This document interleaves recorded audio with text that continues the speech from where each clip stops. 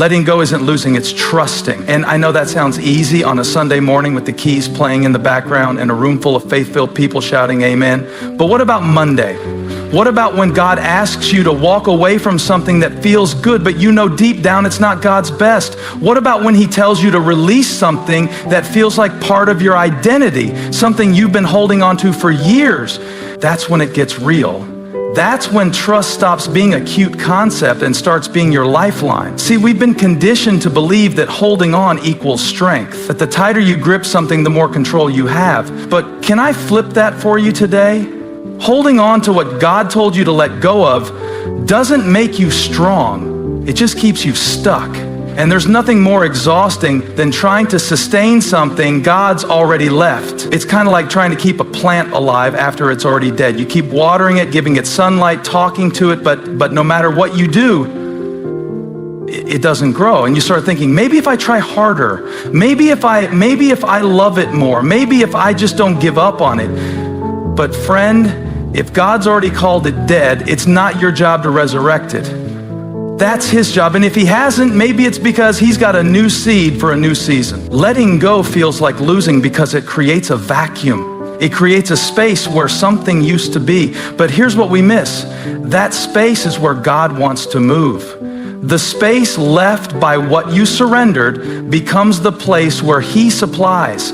The space you cleared becomes the canvas he paints on. But you can't experience that if your hands are still full of what used to be. Remember Abraham? God told him to let go of everything he knew, his country, his family, his comfort zone, and go to a place that God would show him. Not a place with an address, not a Google Maps pin, just go. Can we be honest? That's terrifying. But Abraham trusted, and it wasn't because he understood, it was because he obeyed. That's real trust. Trust doesn't require understanding. It requires surrender. And the fact that you don't understand what God is doing doesn't mean he isn't doing something. Some of us are praying for God to do a new thing while still clinging to an old thing. And God's like, you want new joy, but you're still attached to that old bitterness. You want new peace, but you keep entertaining that same toxic cycle. You want a new season, but you won't release the old habits. I'm ready to move, but are you ready to let go? Trust is tested in the tension. It's in that in-between space where what was is behind you and what will be hasn't shown up yet, that God does some of his best work. And yes, it's uncomfortable. Yes, it's scary, but that's where faith lives. Faith doesn't grow in certainty, it grows in surrender. And God doesn't bless clinging, he blesses trusting. Let me ask you, what are you afraid will happen if you let go? That you'll end up with nothing? That you'll look foolish? That you'll regret it? Can I remind you, God has never asked you to let go without already planning to replace it with something better. But the replacement doesn't come first, the release does. The Israelites didn't see the Red Sea part until they stepped toward it. Peter didn't walk on water until he stepped out of the boat. And you're not going to see what God has next if you're too busy gripping what he told you to release. That job that's draining the life out of you, that relationship that's all pain and no purpose, that fear of not being enough so you keep performing for people who don't even see you, maybe God's been whispering, let it go. And maybe today is the day you stop calling it loyalty when it's actually just fear. Maybe today is the day you stop calling it patience when it's really disobedience in disguise. Letting go isn't about giving up, it's about giving over. It's about handing it to the only one who knows how to turn loss into legacy, pain into purpose, and surrender into strength. It's about trusting that God's hands are better than yours, so let it go. Not because it's easy, not because you have it all figured out, but because you trust the one who said, I know the plans I have for you. Because what you release in faith, God receives with grace. And what you trust him with, he always transforms. You can't receive what's next while clinging to what was. Let that sit for a moment. Because some of us have been asking God for a new thing while we're still entangled in the old. And here's the tension. God is ready to move you forward, but he won't drag you forward. If you're still holding on to the past with one hand, you can't take hold of the promise with the other. It's like trying to drive a car while staring into the rearview mirror. You can't do it. You're not designed to go forward while fixating on what's behind you. That's not how faith works. That's not how growth works, and that's certainly not how God works. He says in Isaiah 43, 18, 19, forget the former things, do not dwell on the past. See, I am doing a new thing. Now it springs up, do you not perceive it? But that's the thing, we can't perceive it when we're too busy preserving what God already told us to release. Some of us are so emotionally invested in our history that we're missing our destiny. We keep replaying the same heartbreak, the same disappointment, the same betrayal, as if remembering it more will somehow redeem it. But God's not going to do a new thing in your life while you're still glorifying an old season. And I'm not saying your past didn't matter. I'm saying it doesn't define you. What you went through may have shaped you, but it's not supposed to trap you. Remember the children of Israel? God delivered them from Egypt, split the Red Sea, fed them in the wilderness, and still they kept looking back. They said things like, we had food in Egypt, we had meat, we had comfort, but they forgot they were slaves in Egypt. And how many times do we do the same thing? We romanticize our Egypt just because it's familiar. We start to believe that the bondage we know is better than the freedom we don't understand. And here's the truth that stings. God will let you wander if you're too stubborn to walk forward. You keep asking God to move in your life, but you haven't moved from the mindset that's been limiting you. You're trying to enter a new season with old baggage. And you wonder why it's not working. You wonder why peace is elusive, why breakthrough feels far off. It's because you're trying to drag the old you into a place where only the renewed you can thrive. There are some doors that won't open until you drop what's in your hands. And I don't just mean physical things. I mean mentalities. I mean grudges. I mean insecurities you've been carrying like badges of identity. God says, I'm trying to do something in you, through you, and for you, but you've got to let go of the you that was and trust me for the you that's coming. We see it in the story of Lot's wife.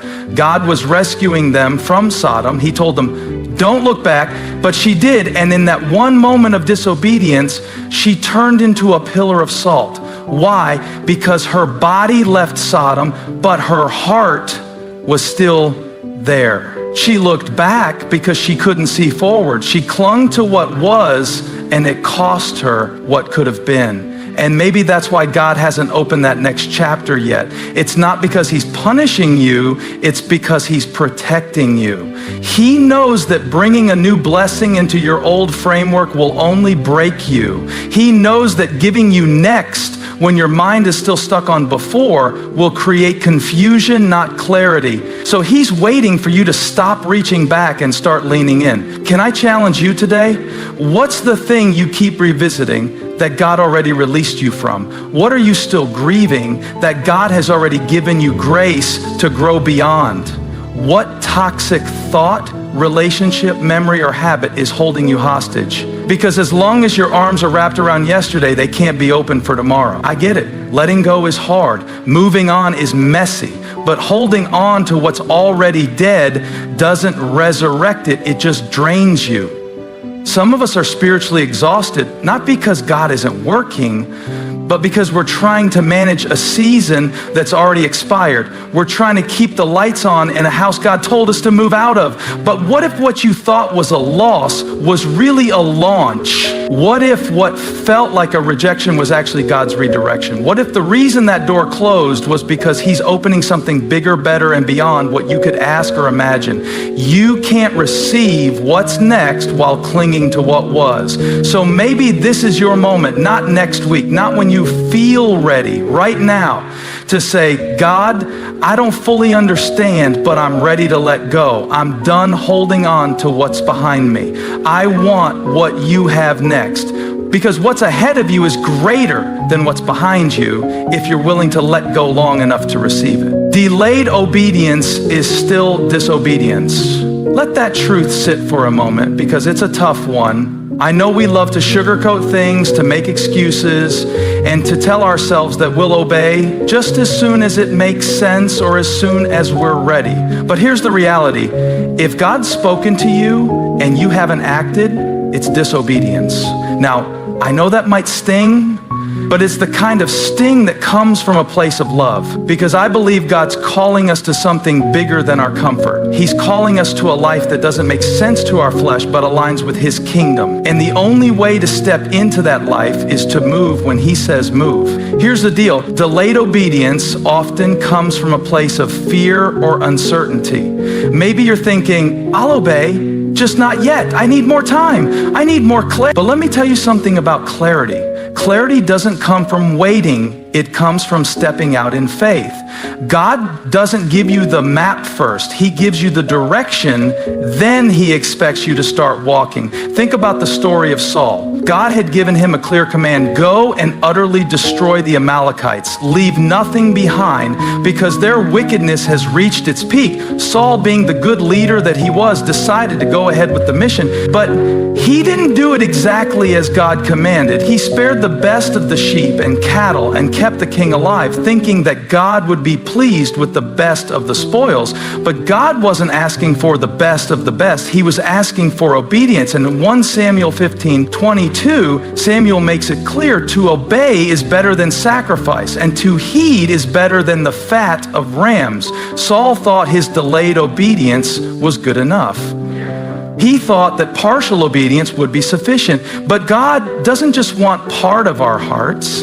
He doesn't just want part of our yes. He wants it all. And when we delay, when we hold back and negotiate with God, what we're really saying is that we don't trust His timing, His plans, or His commands. We're putting our own understanding above His. And that's not obedience. That's disobedience.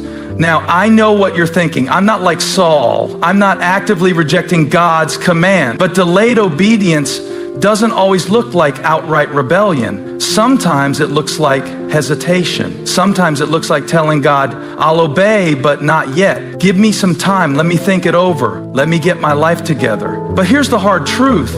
God doesn't need you to get it together first. He just needs your obedience now. We like to think we need to be ready before we can obey. We want God to answer all our questions and lay out all the steps before we take the first one. But that's not how God works. Look at the story of Abraham. God told him to leave everything, his family, his country, his security, and go to a place He would show him. But Abraham didn't know where he was going.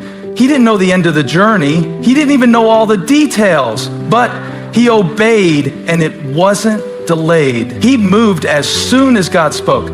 Delayed obedience is a sign that we're still trying to control the process. We want to be in charge of the timing. We want to hold on to our comfort. But let me ask you, how many blessings, opportunities, and breakthroughs are you missing because you're waiting for the perfect moment? How many people are missing out on God's plan for their life because you haven't moved yet? Delayed obedience doesn't just affect you, it affects everyone around you. Let's take the story of the Israelites. God told them to take possession of the promised land, but when the spies came back, they gave a bad report, and the people of Israel were too afraid to go in. They delayed, they doubted, they thought they couldn't do it, and as a result, they wandered for 40 years in the wilderness when they could have entered the land immediately if they had simply obeyed. What God was offering them was on the other side of their obedience. But because they delayed, they had to wait. And listen, there's nothing worse than standing still when God has called you to move. I've seen people spend years in the wilderness, not because God wasn't ready to bless them, but because they wouldn't take the step. They were too scared, too comfortable, too caught up in the what ifs. But I need you to hear me clearly. The best time to obey God is not tomorrow, it's today. If God's calling you to step out now. Don't wait. Don't put it off. Delayed obedience means you're living in disobedience and you're forfeiting the blessings God wants to pour into your life. God is not asking you to figure it all out before you obey. He's asking you to step into the unknown because He's already gone before you. The very thing you're waiting for, clarity, peace, understanding, is unlocked by obedience. And the more you delay, the more you prolong the breakthrough that's waiting for you. Think of it this way: God's blessings are in His instructions. If you want what He has for you, you've got to follow the path He set before you. It's not about being perfect. It's about being obedient. The time to obey is now. Don't delay any longer. God is calling you to move, and the next step of your destiny is only one act of obedience away. Let go of the excuses, let go of the fear, trust Him now, and step into all that He's prepared for you. Delayed obedience is still disobedience, and your breakthrough is waiting on the other side of your immediate, unwavering trust. What you release, God redeems. This statement is simple, but the depth of it is life-changing. It's easy to look at the things we have to let go of in our lives, whether it's relationships, dreams, habits, or even parts of ourselves, and see them as losses. We mourn what we release, and often we struggle with the fear that what we've given up will never be replaced. But the truth is, what you release into God's hands is never wasted. He doesn't just take what you give Him. He redeems it, He transforms it, He multiplies it, and He uses it for a greater purpose than you could ever imagine. There's a biblical principle that we often overlook. When we surrender something to God, it's not gone forever. It's just been placed in His capable hands. We're so accustomed to seeing loss as an ending, but in God's economy, loss is often just the beginning of something greater. This is one of the most powerful and profound truths we can embrace as believers, that what we release, God redeems. Think about the story of Abraham and Isaac. God told Abraham to sacrifice his son, Isaac, the son he'd waited for his whole life. The promise of God's blessing to Abraham was tied to Isaac. And yet God asked Abraham to release Isaac on the altar. Can you imagine the pain and confusion Abraham must have felt?